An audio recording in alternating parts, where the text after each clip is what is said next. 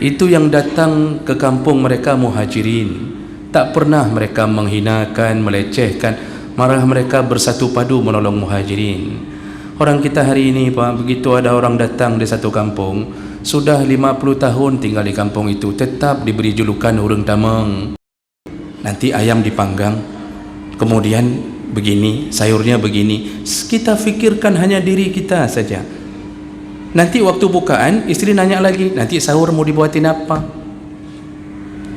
Terus begitu selama Ramadan. Sedekah tak ada, tak pernah kasih ke masjid, tak pernah kasih orang berbuka puasa, tak pernah memberikan kepada fakir miskin. Jadi tok puasa saja. Itulah orang-orang yang... Assalamualaikum warahmatullahi wabarakatuh. Banyak sekali pertanyaan jamaah, Ustadz kasih kami channel untuk kajian anak-anak muda. Di antara anak muda berasal dari Aceh, luar biasa. Channelnya Maulizul Akbar Nab. Tonton, subscribe, like, share, komen. Assalamualaikum warahmatullahi wabarakatuh.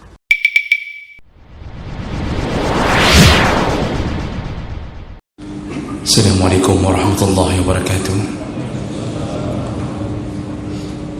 Alhamdulillahi rabbil alamin. Hamdan katsiran tayyiban mubarakan fihi.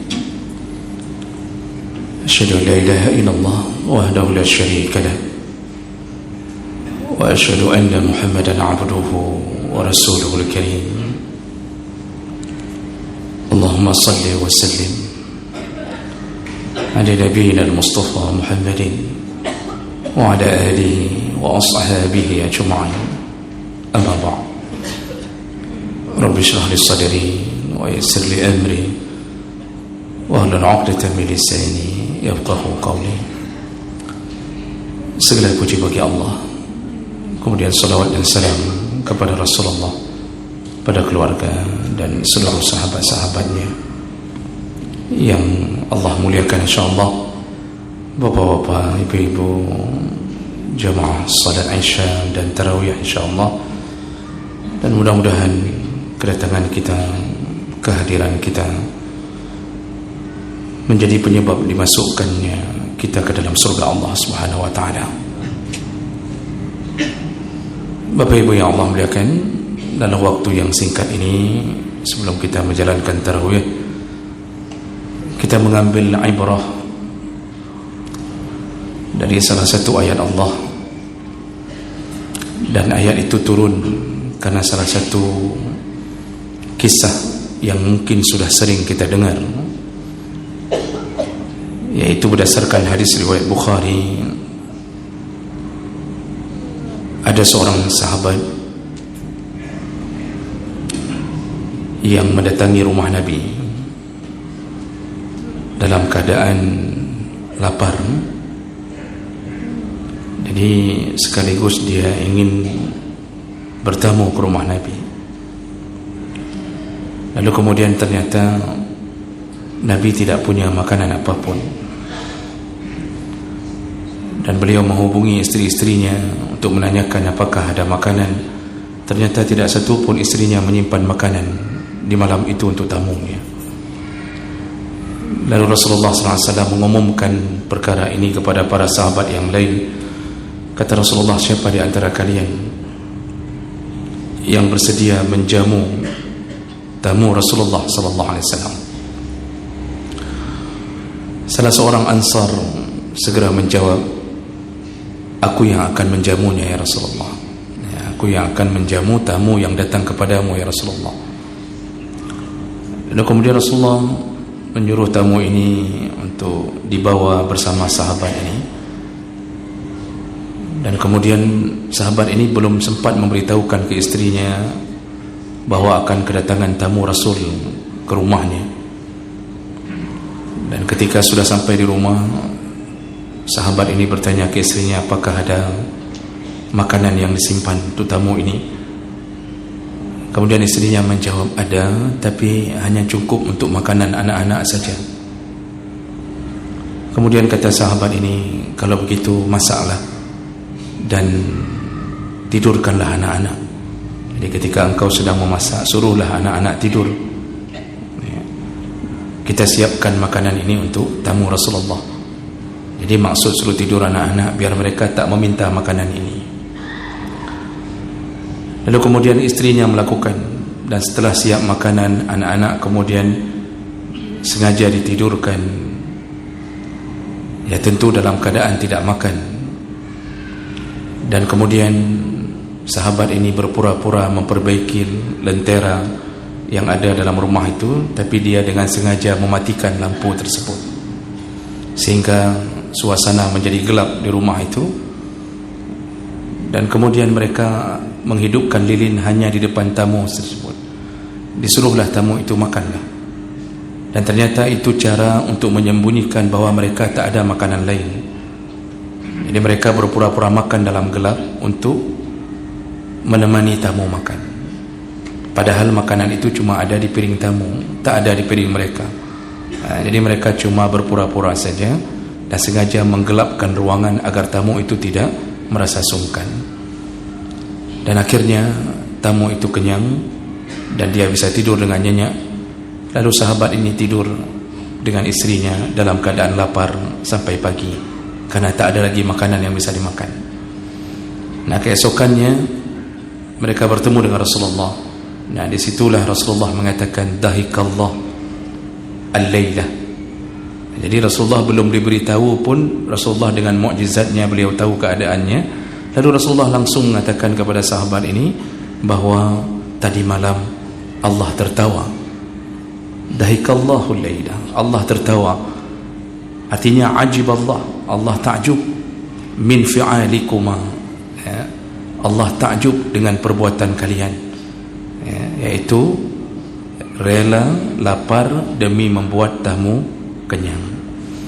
Nah, disitulah turun ayat surat Al-Hasyr ayat 9, wa yusiruna ala anfusihim walau kana bihim khassasah wa man yuqa syuha an nafsihi fa ulaika humul muflihun.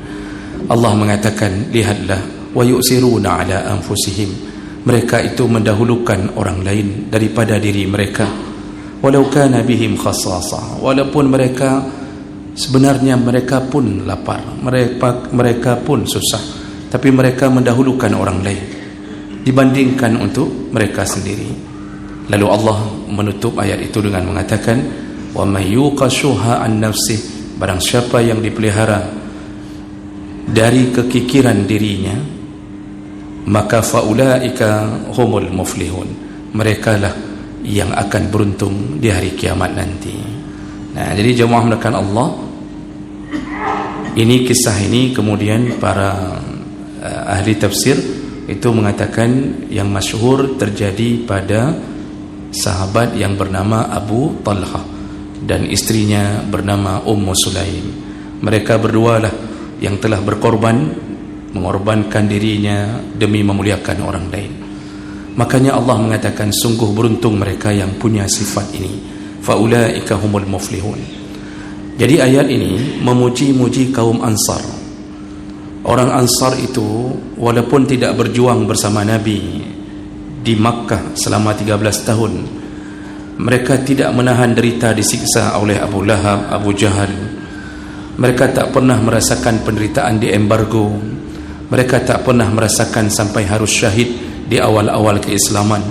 Tapi mereka selalu Allah sebut-sebut dalam Al-Quran, Al-Muhajirin wal-Ansar. Allah sebut bahawa bukan hanya Muhajirin, Ansar pun kata Allah, mereka semua adalah penduduk surga.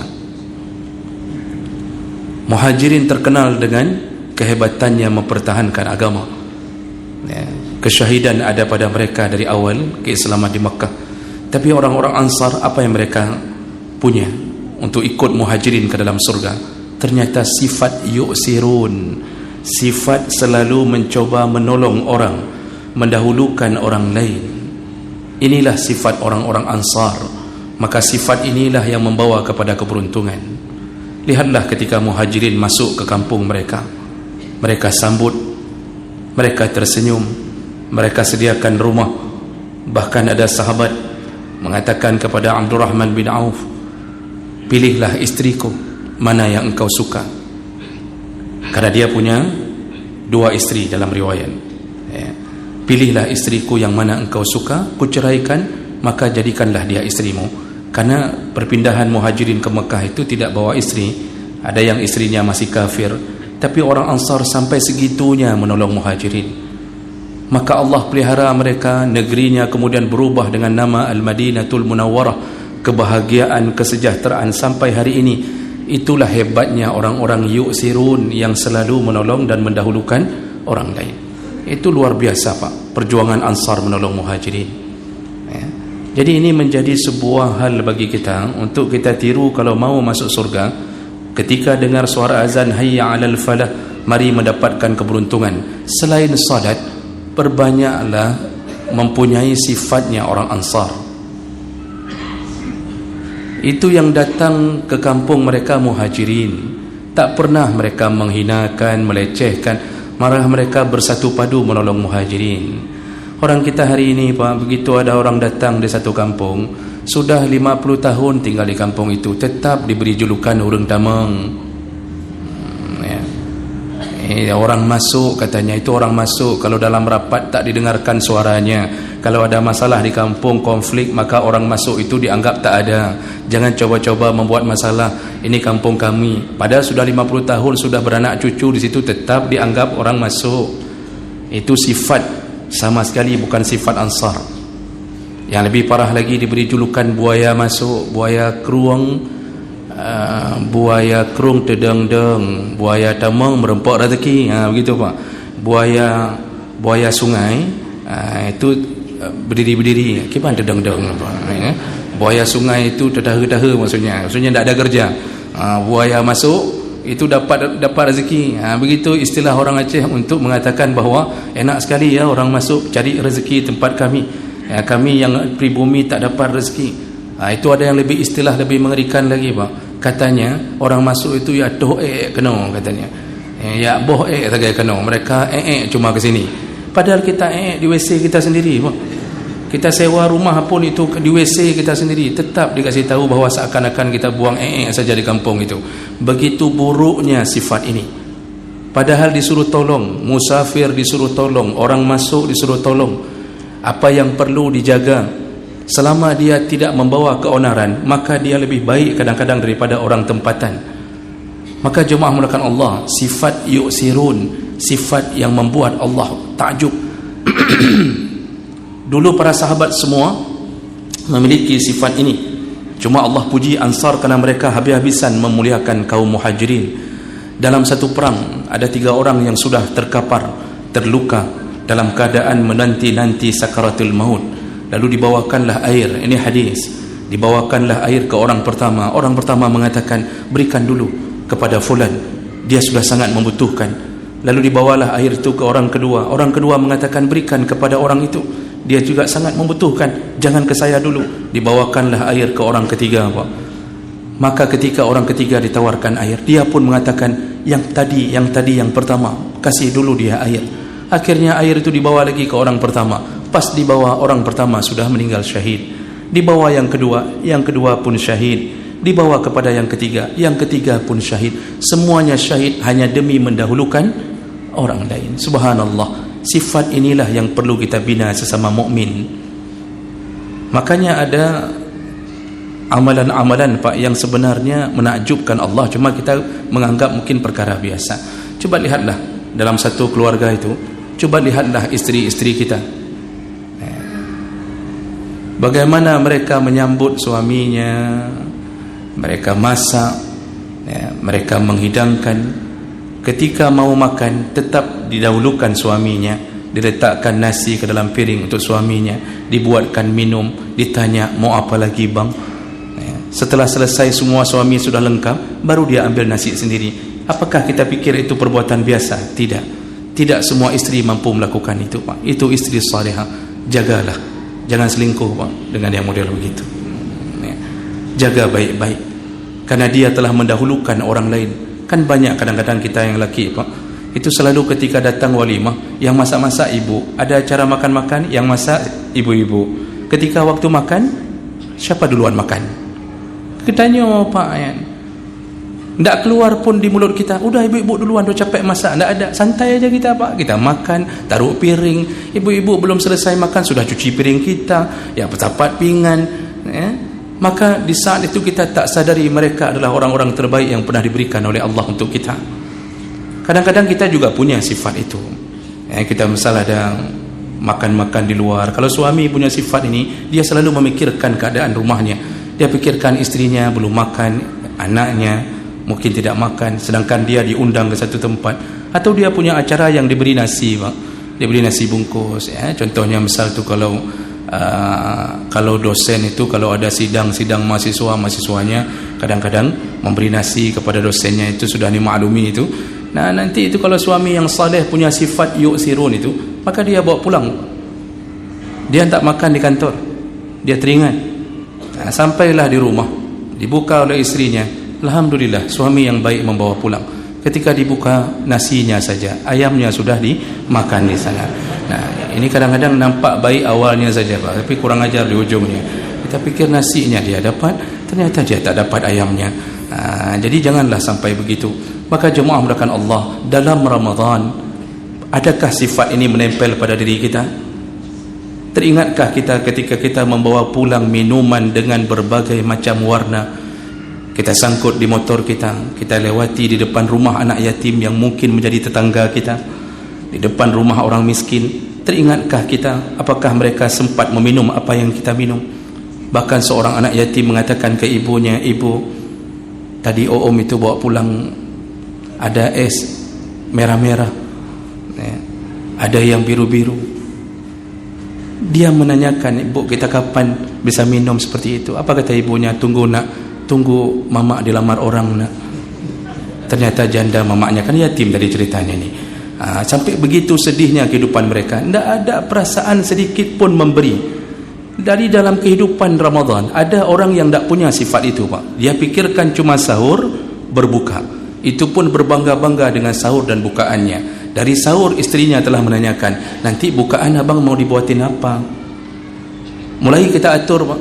Nanti ayam dipanggang, kemudian begini, sayurnya begini. Kita fikirkan hanya diri kita saja. Nanti waktu bukaan istri nanya lagi, "Nanti sahur mau dibuatin apa?" Terus begitu selama Ramadan. Sedekah tak ada, tak pernah kasih ke masjid, tak pernah kasih orang berbuka puasa, tak pernah memberikan kepada fakir miskin. Jadi tok puasa saja. Itulah orang-orang yang sebenarnya tak faham kenapa Allah turunkan Ramadan. Walau kana bihim khasasah, kata Allah tadi. Mereka itu orang Ansar, mereka sendiri menderita. Mereka pun bukan orang kaya, tapi mereka mendahulukan orang lain. Di saat kita lapar, maka tetap kita memikirkan nasib orang. Itulah orang-orang terbaik di antara kita. Jadi jangan puasa-puasa saja, berikanlah. Nah, ketika sudah memberi, maka dahulukanlah orang lain dalam prosesnya. Jadi ada satu kaedah sebagai penutup, ada satu kaedah dalam kaedah fikih disebutkan begini, al-isaru fil qurbi makruh wa fi ghairiha mahbub. Mendahulukan orang lain dalam urusan ibadah makruh, tapi mendahulukan orang lain dalam urusan dunia yang sifatnya bisa dapat pahala, itu sunnah. Jadi yang tak boleh kita dahulukan orang lain dalam urusan ibadah. Apa maksudnya, Pak? Kalau saf, cari yang paling depan, itu jangan suruh-suruh orang. Bapak aja, ustaz aja. Ustaz walaupun terlambat ke dihul ikut. Walaupun wakil presiden yang datang, Pak, itu tak perlu pasang-pasang pampres untuk menyeruak orang, tak perlu belakang kalau dia faham. Pak, siapa yang datang jangan dahulukan orang dalam urusan ibadah. Tetap kita dahulu. Yang berwuduk, wuduk duluan, jangan suruh-suruh orang wuduk aja dulu, itu salah. Makanya kita aneh dalam ibadah, orang kita suruh duluan, kita kejar, fastabiqu, kejar ibadah itu. Tapi kalau dalam urusan dunia yang bisa menuai pahala, dahulukan orang. Antri, ada orang tua di belakang, dia sudah tak sanggup lagi pegang motornya, suruh dia duluan. Ketika buka puasa, di saat orang sudah ngantri untuk mendapatkan makanan, ada yang masih berdiri belum tahu di mana mangkok untuk dia, tak ada satu pun, dahulukan orang. Ambillah roti kita sedikit, berbagilah dengannya. Ini puasa-puasa tapi create madim. Tak ada mirip orang yang Ansar sedikit pun. Itu duduk duluan, pak-pak nabu duduk aja wileh. Yang orang tedang-dang bahdang gedih, terserah dia mau berdiri mau mati-matilah, yang penting kita buka puasa. Apakah begitu yang akan mendapatkan la'allakum tattaqun? Tak akan dapat selamanya, karena Allah sudah mengatakan barang siapa yang dipelihara dari rasa kikir, faulaika humul muflihun, mereka lah yang paling beruntung di saat tidak ada rasa kikir di hatinya, ya. Nah, ini sebagai renungan bagi kita, mudah-mudahan bermanfaat. Kita tutup dengan kafarah majlis. Subhanakallahumma bihamdik, asyhadu an la ilaha illa anta, astaghfiruka wa atubu ilaik. Wassalamu alaikum warahmatullahi wabarakatuh.